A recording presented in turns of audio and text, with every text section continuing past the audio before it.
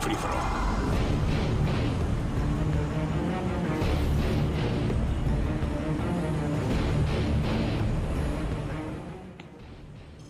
Hey, what's up guys? Epic Roasted here, bringing you another commentary from my personal channel. This is a free-for-all on Terminal, and before I get on to my topics, first I want to say I do fail a lot in this video. I haven't been playing that much lately, so I haven't been able to get that really good gameplay, but this one was fairly short, although it probably would have been like 3 minutes if I didn't get any hit markers, but I probably had more hit markers than one-shot kills.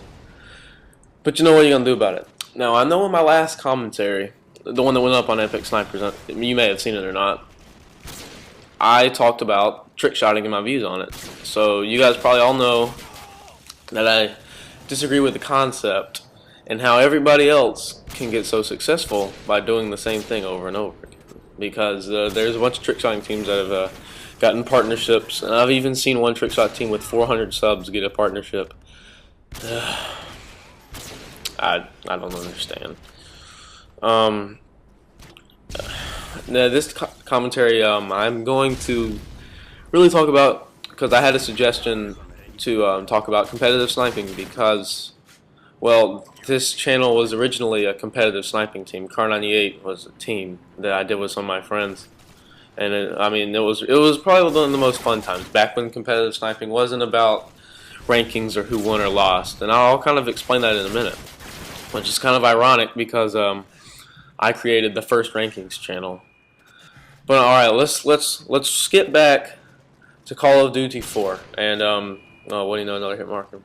Now, the only teams, I'm talking Xbox here because I'm fairly new to PS3, although I'm not playing Xbox that much anymore. But most of my subscribers are probably Xbox anyway.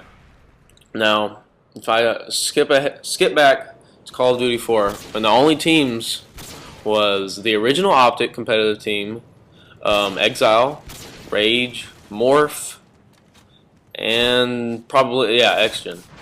So those are about the only 5 teams. Dark. Well, Dark was still in existence at that time. And Optic was about the best team. And you know, that had Hutch was in Optic at the time, Corrosive, all them, and Exile had a bunch of good players. You know, it was just different back in the day. It wasn't about your rank, and it wasn't about. I mean, there was obviously still trash talking, but it just. And then you skip forward to about when I started competitive sniping. I started about March 2010. And I started because, oh my gosh, another hit marker. I started from a video I saw, Optic versus Exile Modern Warfare 2, where the original Optic Modern Warfare 2 team was defeated Exile. That team later broke up due to cheating against XGen, and they became Era, which was another good team. But at the time, there wasn't a fourth as many teams as there are now. Now, I don't want to sound like an old timer who's just saying, "Oh, the old times were better than the new ones." But wow, another hit marker. Well, that just might be true. I just remember having more fun back in April and May of 2010 when I wasn't even nearly as good as I am now. I just remember having more fun than I am right now, or as far as competitive sniping. I mean, you know, people on Xbox, you obviously have to change your name for your gamer tags, and nobody changes their name for a clan anymore unless they're like top 10, because everybody, you know, nowadays it's mostly clan hopping and, you know, bull crap and hackers, especially for PS3. I understand your problem there. I've played in a couple of PS3 matches, and everybody complains about hacking. Everybody thinks everybody else has radar on. You get killed one time, apparently you have radar. Hey, it's just the way it is. Apparently, you know, nowadays on competitive sniping, it's basically, if you're good, you're a hacker. If you're bad, then you suck, so it doesn't matter. So, it's what's really in a trying time right now, especially when ranking channels like Sniper Leaderboard OG are making a ton of profit off of all these teams. Now think about it.